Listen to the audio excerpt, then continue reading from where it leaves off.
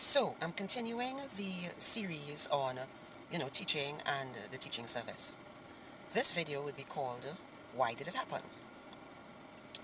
When I first picked up my first teaching assignment and I was assumed into duty at a high school, an administrator looked at me and said, "Welcome to the school. Welcome to the service of the school." And and I was like, wow, the person did it so fast. Did this person just kiss me? I couldn't believe it. Now it was on my cheek. But I just, I was in a daze. I got confused. To me, that was so inappropriate. But I thought, okay, well, this is the one and only time the person will have to welcome me to the school. And I won't have to be welcomed to the school ever again. And so it won't happen again. Of course, I had just met this group of administrators, number one, and on school compounds, administrators are almost like gods. So, who wants to upset God, right? So I let it pass. My birthday rolled around that first term, and the administrator said, "Happy birthday, miss." And I was like, oh my God, the person did it again. And I, became aghast. So, at that one, I thought I have to do something about this. But I was young and very, very timid. Very timid. And I thought it was inappropriate and I felt violated, but I didn't again want to upset the God. So I chucked it up and I said, I'm not going to let it happen again. Unfortunately, for me, just before the Christmas vacation, that same administrator took my hand and was shaking it and said, "Merry Christmas, miss."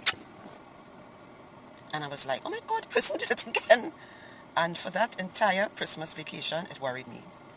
And I said, I'm going to have to stop it. I'm going to have to stop this. But lo and behold, when school opened again in January, the first day in January, my head was so confused. I had so many things to do, so confuffled. When the person took my hand and said, "Happy New Year, miss," it got me by surprise again. And that was the last straw. I said, I'm not going to let this happen again.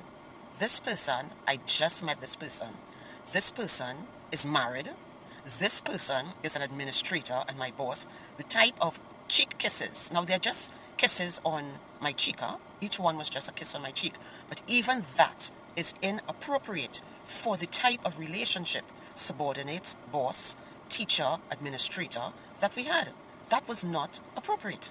So I realized that this person is not going to stop and that I had to prime myself and psych up myself for when the person did it again, to gently and tactfully tell them that I did not appreciate it. And right on cue, February 14th, Valentine's Day, 2002, the person came up to me. "Happy Valentine's, miss." And I had prepared what I wanted to say in my mind. Now, all the time this person was doing this, these are not private violations. Huh? These are in the hall, in the corridor, in a meeting. This last one, this Happy Valentine's Day, was in the staff room. And I gently called the person out of the staff room. I say, "May I speak to you outside a minute, please?" And the person said, okay. And we stepped out of the staff room into, a back corridor. And I said, "I really do not appreciate you, kissing me. I would like you to stop, please."